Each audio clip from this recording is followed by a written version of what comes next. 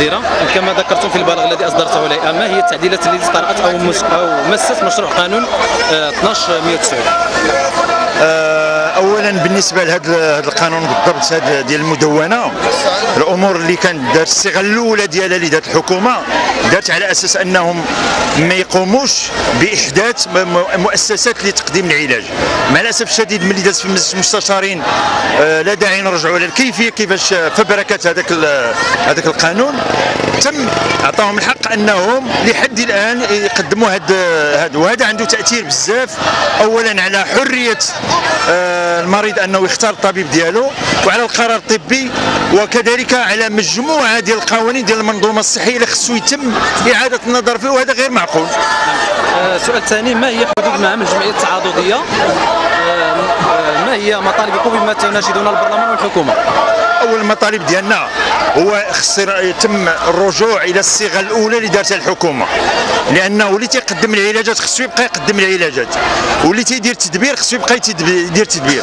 التعاضديات مع الاسف الشديد منذ 2006 هما تيخرقوا القانون، لان عندنا واحد الماده 44 من القانون 6500 تيمنع على اي تعاضديه تقدم العلاجات وتدير التدبير ديال التامين الصحي. وما اسباب تاخير البث المشروع المحال على مجلس النواب بتاريخ 8 يوليو 2015؟ هذا سؤال تنطرحوه حتى حنايا بالنسبه لنا، تنتمنوا ان الله نلقاو الاجابه ديالو في اقرب وقت، لانه غير معقول المنخرطين تيضيعوا، المواطنين تيضيعوا في الصحه ديالهم، وحنا جالسين واقفين ما حنا بتينا في هذا الموضوع، ما حنا نفيناه.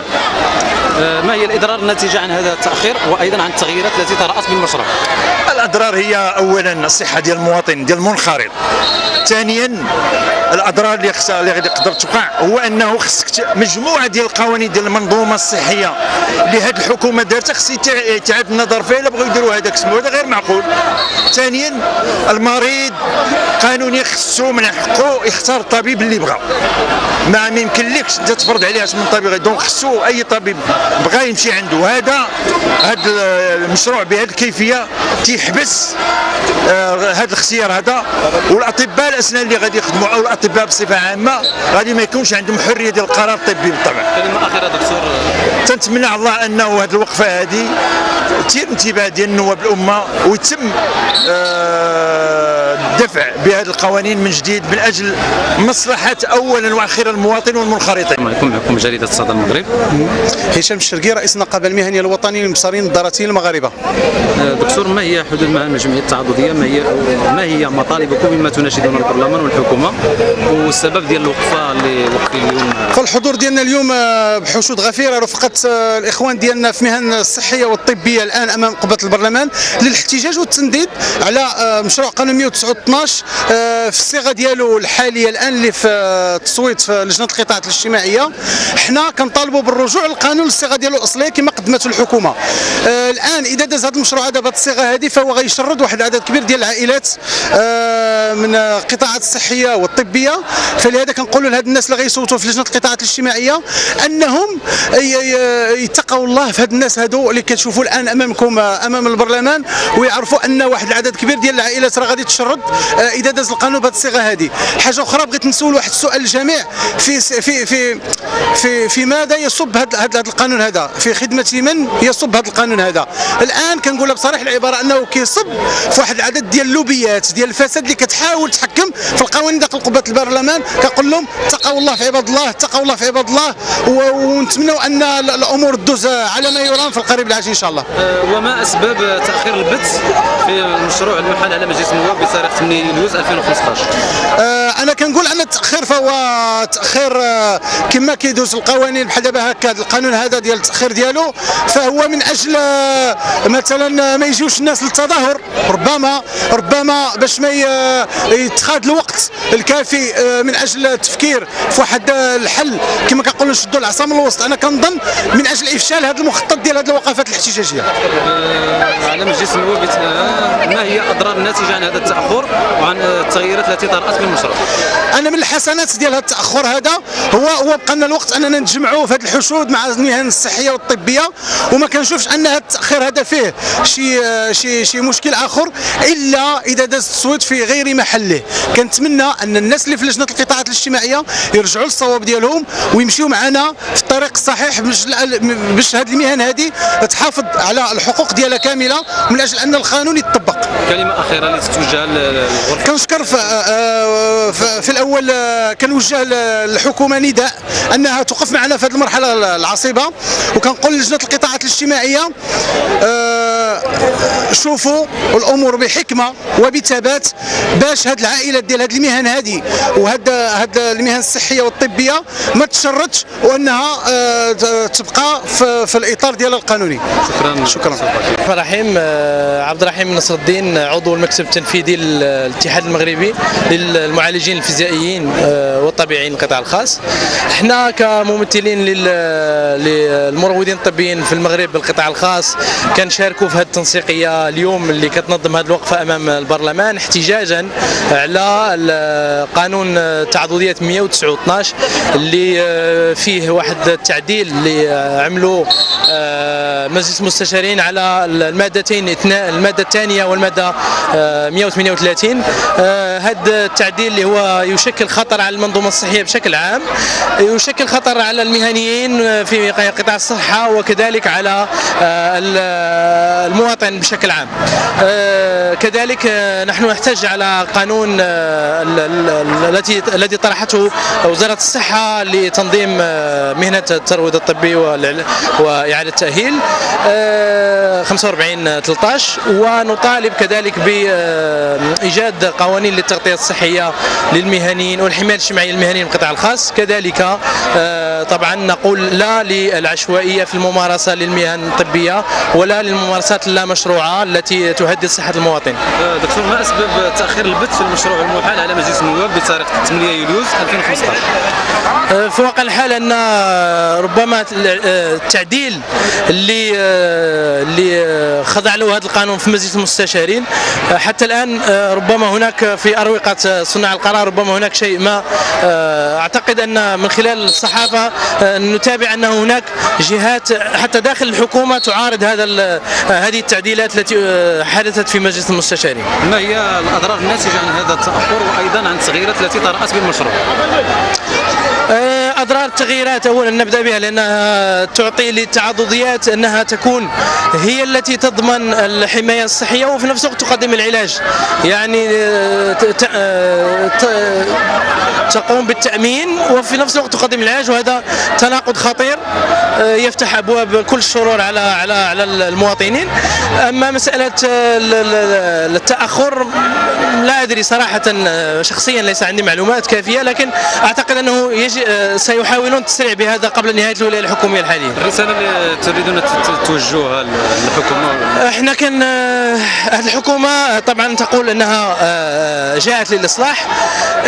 صحيح ان سن القوانين جديده وتنظيميه شيء جيد، لكن ان تكون هذه القوانين تكون مخترقه وتصبح عوض تنظيم القطاعات، تصبح هذه القوانين تساهم في تدكيه الفساد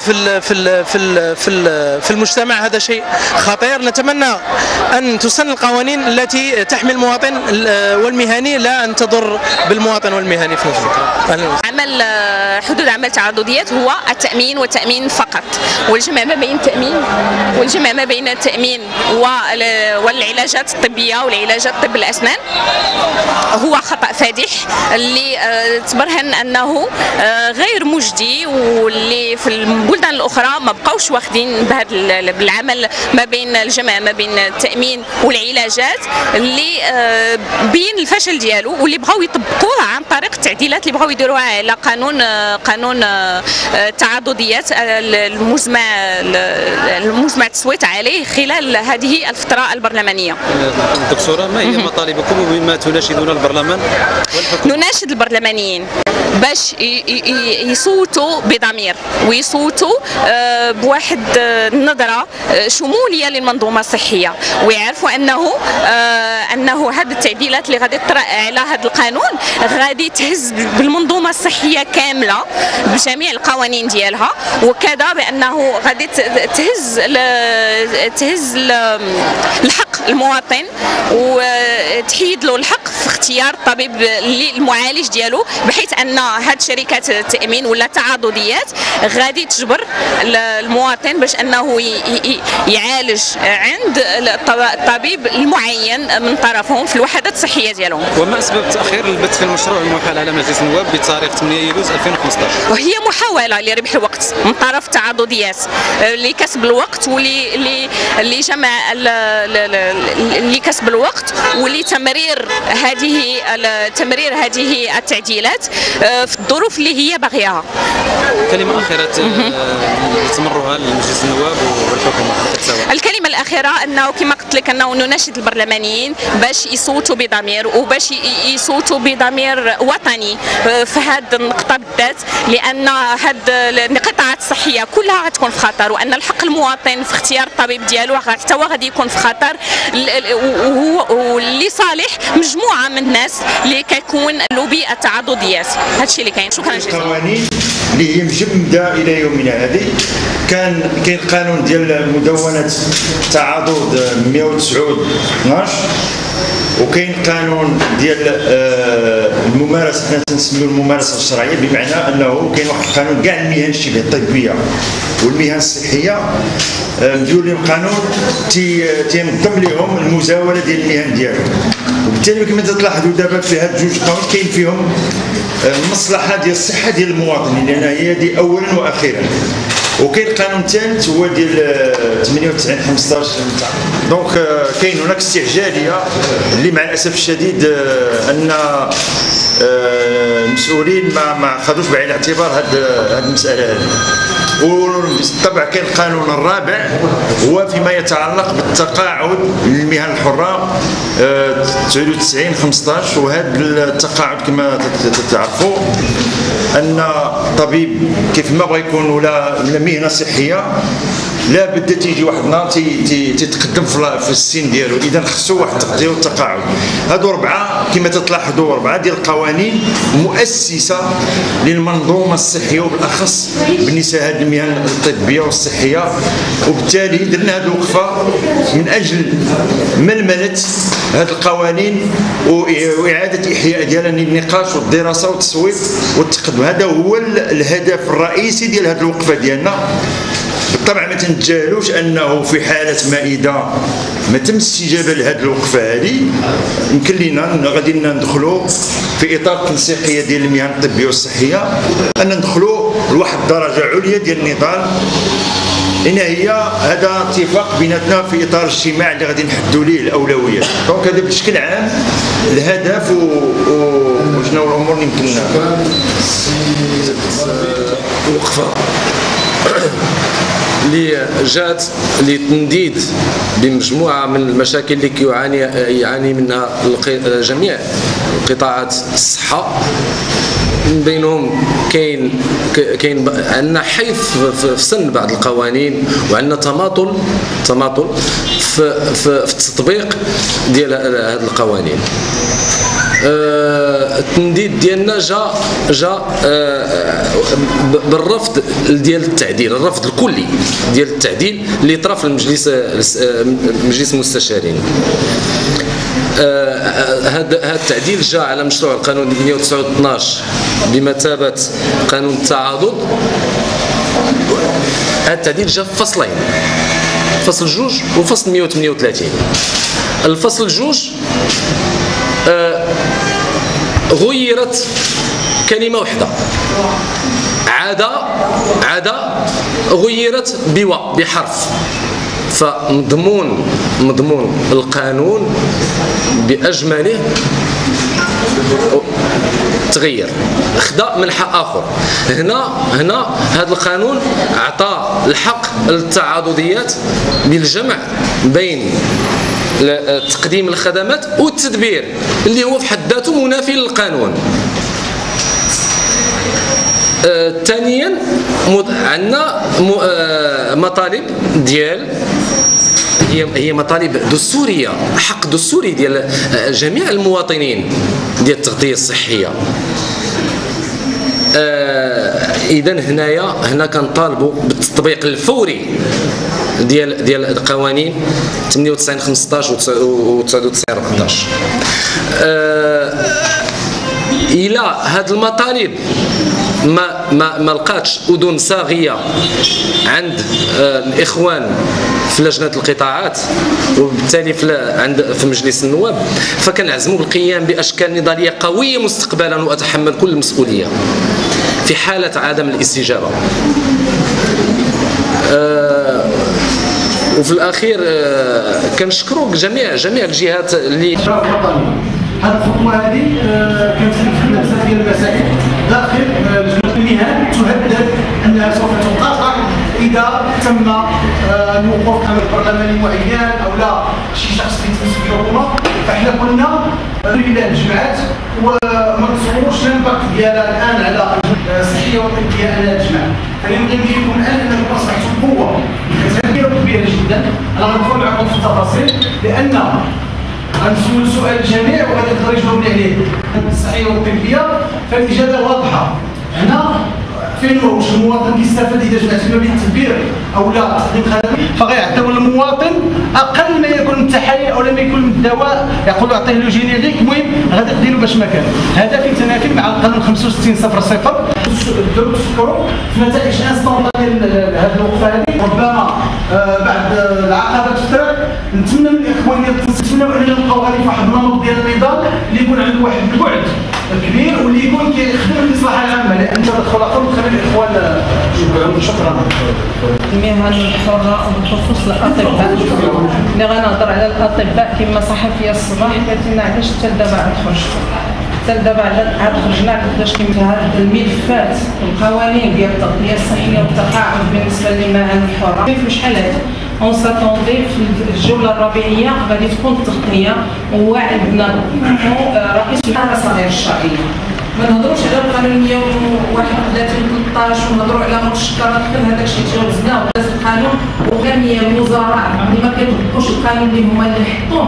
جو تروف هنا سي غراف. ملي كنقول لك الخرجات ملي كنا هو الوزير كيعطي تيشرع بان يديروا الممارسه الشرعيه اللي هي الدرجه المدربه مخصوص ونص سي غراف. ثاني دابا من اجل التغيير عند بنود كبيره فيه وجعل لكل المهن التي الوزاره للاسف الوصيه التي جعل اي دوله من دول العالم. كذلك المتخصصين في التطبيقات غير القانونيه التي يوجد بها القانون، ونطالب ونؤكد على انه يجب العمل وبسرعه على اخراج قانون ينظم التغطيه الصحيه والتقاعد الذي يكون على الخصوص.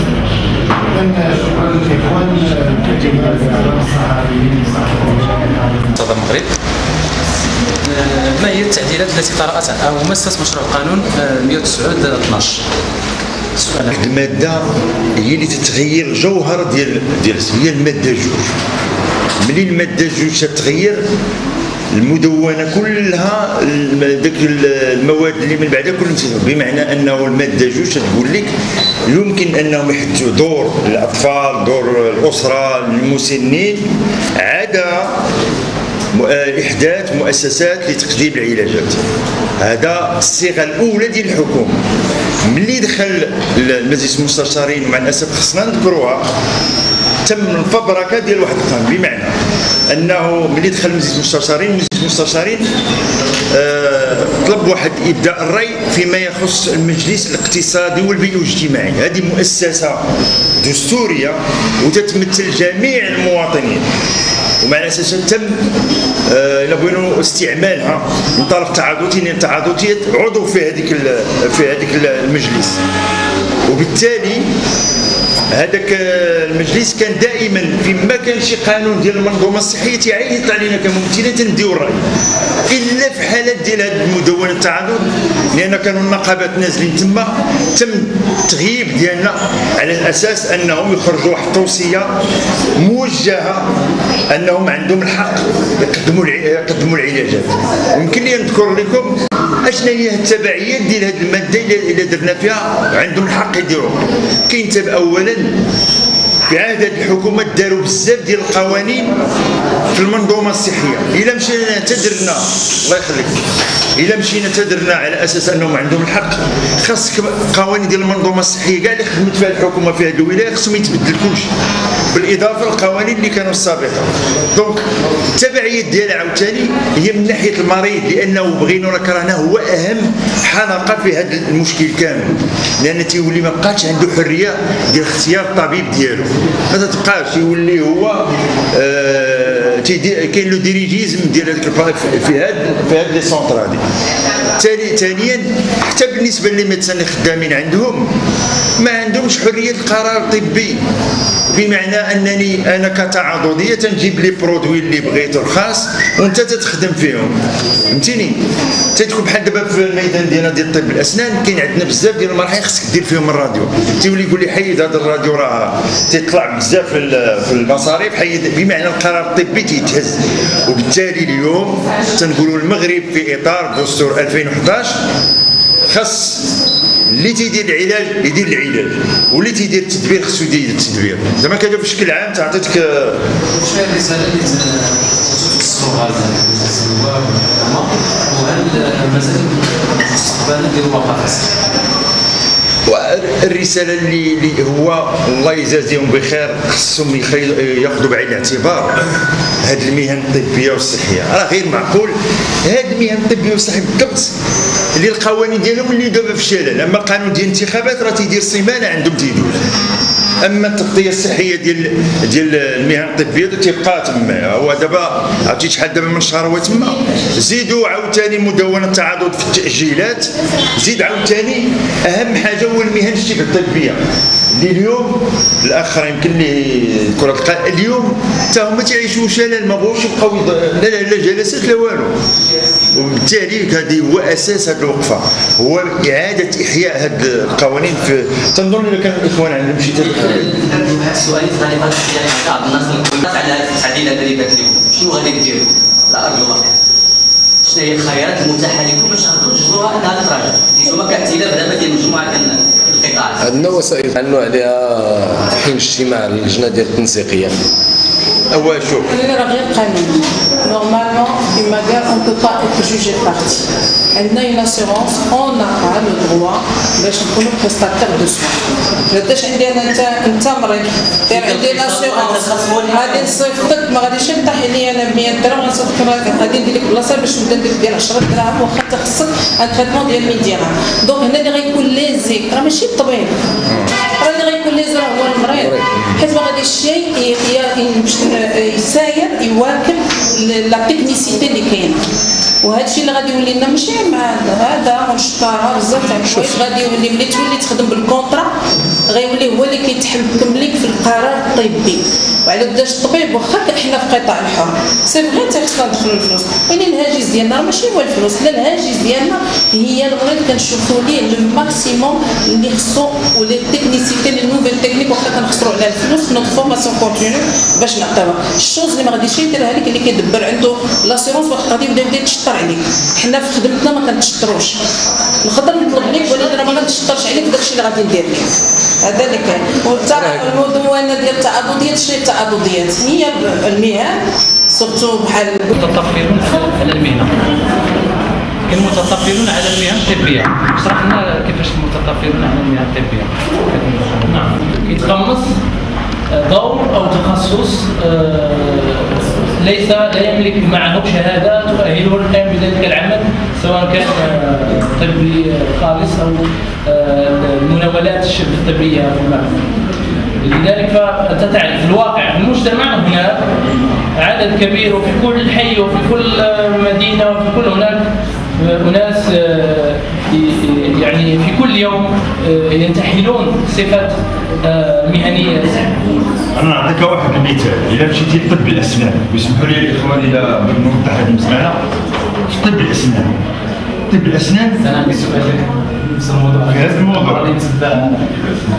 باقي باش نمشيو في الكرونولوجيا العالية ديالنا نكملوا ومن بعد نرجعوا للناس. بالنسبة للإخوان باش نبقاو في نفس السياق على الإخوان، كاينة الممارسة الصحفية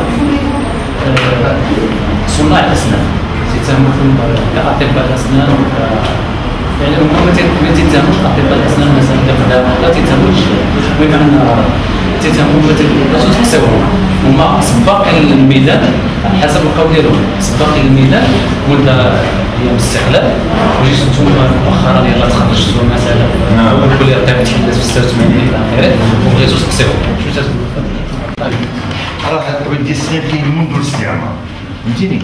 ملي داروا الكليه صحيح ان العدد زاد داكور، وهذا لا يعني انه هو بحال الميكا باقا دابا.